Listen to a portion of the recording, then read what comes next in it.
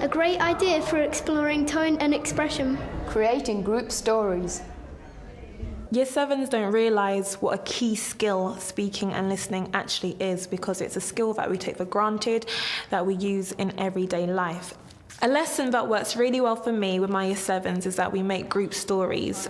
The first thing we do is they are given a sequence of speaking and listening levels from levels 3 to 7, and they have to define what is a level 3, 4, 5, 6 and 7. I think maybe that one goes there. Okay. Because it is quite difficult to engage the attention of someone. Yeah. That one's level 4. And then that one level 3. They get to see what skills they need to build upon getting up to a level 7, and it helps them focus on key words with what they need to do in order to improve. Now this leads us on to our next task. As you can see, you have a sheet in front of you. Can you all see this?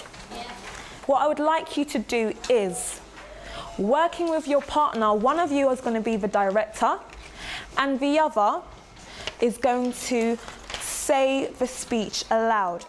I use 2 extracts. One extract's the incantation of the witch's spell from Macbeth, and I also use an extract from the Winston Churchill speech.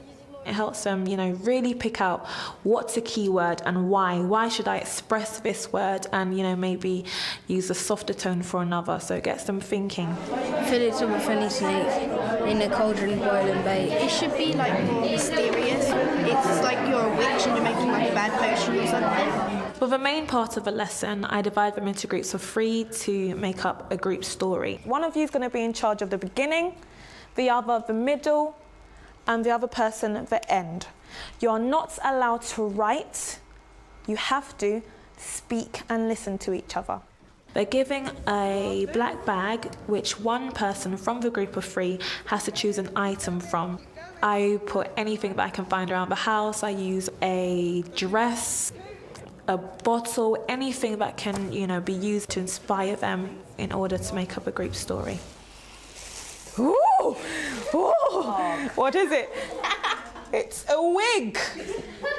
But then she wanted to change into some comfortable clothes and she left it in the changing room. And then somebody stole it. One day she was searching the street for scraps of food when she saw the silver shoes glistening in the sun.